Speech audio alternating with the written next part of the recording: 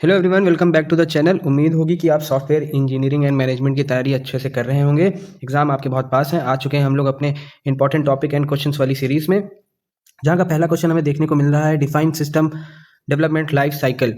एक चीज़ याद रखिएगा, यहाँ पे सिस्टम के साथ साथ सॉफ्टवेयर भी लिख के आ सकता है, तो सेम ही क्वेश्चन माना जाता है। ठीक है, सिस्टम डेवलपमेंट लाइफ साइकिल और software development life cycle same ही होते हैं। और कई बुक्स में आपको यहाँ पे 7 स्टेप्स भी देखने को मिलेंगे, 4 भी मिलेंगे, 5 भी मिलेंगे, 6 भी मिलेंगे। मैंने 6 वाला उठाया क्योंकि इसमें मुझे लगता है कि सब कुछ कवर करा गया है। 7 वाले में भी कुछ ज़्यादा कम नहीं है, बट अपने जैसे यूनिट 1 में देखा जाए तो वहाँ पे तो आपको 4 या 5 ही देखने को मिलेंगे। अगर आपने पढ़ा होगा कि एनालाइज, डिज़ाइन, इम्प्लीमेंटेशन, एवोल्यूशन, यही करके 4 स्टेप्स दिए गए हैं यूनिट 1 में, उसी को यहाँ पे देखा जाएगा। वही बताता है कि सिस्टम डेवलपमेंट लाइफ साइकिल क्या होता है और same software development life cycle क्या होता है। तो 6 वाला मेरे लिए, मेरे तरफ से बेस्ट रहेगा एग्जाम के पर्पज़ के हिसाब से, क्योंकि आपको कोर चीज़ें भी बतानी पड़ेंगी। पहली बार ये सब्जेक्ट देखने को मिल रहा है, ठीक, तो पता रहना चाहिए कि कोर क्या होता है, क्योंकि अभी तक आपने जो पढ़ते पढ़ते आए हैं फर्स्ट और सेकंड सेम में, थोड़ा बहुत वहाँ से भी देखने को मिलता है इसका कोर। ठीक, कोर एक्टिविटीज़ नहीं पता होंगी तो आप क्या ही करेंगे। सीधा डायग्राम पे चलते हैं। बुकिश लैंग्वेज है, मैं आपको डायग्राम में बहुत अच्छे तरीके से समझाता हूँ कि होता क्या है। पहले समझ लेते हैं कि SDLC सॉफ्टवेयर हो या सिस्टम हो, डेवलपमेंट लाइफ साइकिल एक 6 स्टेप का साइकिल होता है जो सॉफ्टवेयर बनाने में मदद करता है। ठीक, सिस्टम भी आता है तो भी वो सॉफ्टवेयर बनाने में मदद करता है, इसलिए इसको सॉफ्टवेयर भी कहा जाता है। तो दोनों चीज़ों का नाम है इसमें। अगर क्वेश्चन आपके सामने सॉफ्टवेयर डेवलपमेंट लाइफ साइकिल आ जाए तो भी आपको ये 6 स्टेप्स बनाने हैं, लिखने हैं, एक्सप्लेन करने हैं। और सिस्टम डेवलपमेंट लाइफ साइकिल आ जाता है तो भी आपको ये 6 स्टेप्स बनाने हैं, लिखने हैं। शुरू करते हैं प्लान से।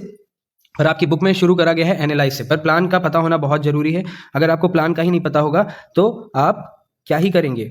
मतलब ये एक तरीके से कोर फंक्शन है, कोर एक्टिविटी है। प्लान नहीं करेंगे तो हम लोग काम नहीं स्टार्ट कर सकते। तो प्लान, पहले कलर चेंज कर लेते हैं, थोड़ा सही से नहीं आ रहा है इसमें। येलो, हाँ येलो ठीक है। तो पहला स्टेप है हमारा प्लान। सबसे पहले हम प्लान करते हैं कौन काम क्या करेगा, क्या टीम बनेगी, ठीक है, ये सारी चीज़ें, कितना पैसा लगेगा, जिसमें हम बजट देखते हैं। दिख रहा होगा आपको यहाँ पे छोटा छोटा मैंने लिख दिया सब कुछ, जिससे आपको कीवर्ड्स के हिसाब से याद रहे, एग्जाम में आप इसको अच्छे से एक्सप्लेन कर सकें।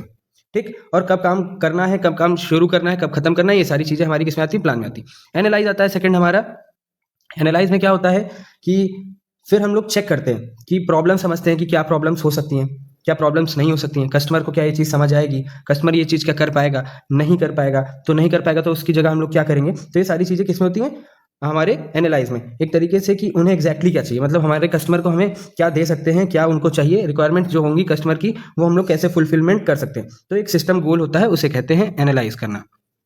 ठीक, मतलब गोल की हमारी रिक्वायरमेंट्स क्या है कस्टमर को लेके, कि कस्टमर को क्या चाहिए, क्या पसंद है, क्या नहीं, ये सारी चीज़ें। अगला है हमारा क्या, डिज़ाइन। थर्ड स्टेप है हमारा डिज़ाइन। डिज़ाइन, फिर हम उसका नक्शा बनाते हैं। अगर वेबसाइट है तो ग्राफिक्स और लेआउट डिज़ाइन करते हैं ताकि दिखे कि वो बनने के बाद कैसे लगेगी। ठीक है, चेक करना होता है ना कि कैसे लगेगी, कैसी बनी है। डिज़ाइन नक्शा, आप घर बनाएंगे तो उसका नक्शा निकालेंगे ना, कहाँ से सीढ़ियाँ जाएंगी, कहाँ से रूम निकालेंगे, कहाँ लैट्रिन बाथरूम बनेगा, तो ये सारी चीज़ें, एक तरीके से लेआउट बनाना। अगला आता है हमारा डेवलप।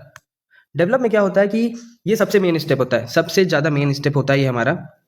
इसमें क्या होता है कि यहाँ एक्चुअल कोडिंग होती है, सर्वर सेटअप करा जाता है।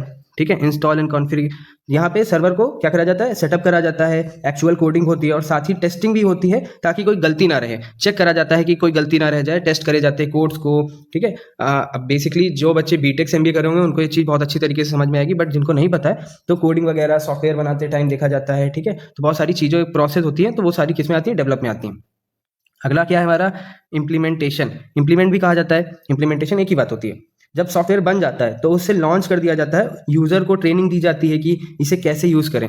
ये होता है हमारा क्या, इम्प्लीमेंट, कैसे करना है, मतलब इम्प्लीमेंटेशन कर दिया गया। अभी तक हम जो चीज़ बना रहे थे उसे इम्प्लीमेंट कर दिया है, जो भी हमने अभी तक का सोचा, डिज़ाइन बनाया, डेवलप करा, अब उसे कहीं ना कहीं उतारेंगे ना, उसे कहते हैं इम्प्लीमेंट।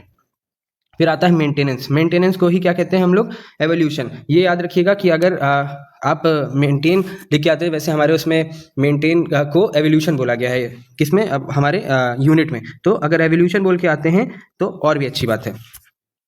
तो एवोल्यूशन में क्या होता है, मॉनिटर करना, चेक करना, उसकी परफॉर्मेंस कैसी है, क्या सही काम कर रहा है कि नहीं कर रहा है, देखभाल की जरूरी है कि नहीं है, अपडेट की करने की जरूरी है कि नहीं। तो ये सारी चीज़ें क्या आती हैं, हमारी मेंटेन में आती हैं, एक तरीके से मॉनिटर करना, देखना, देखभाल, ये सारी चीज़ें। आई होप आपको समझ में आया होगा। फर्स्ट क्वेश्चन यहीं पे खत्म होता है। चलते हैं नेक्स्ट क्वेश्चन में, मिलते हैं नेक्स्ट क्वेश्चन में, तब तक के लिए जय हिंद जय भारत।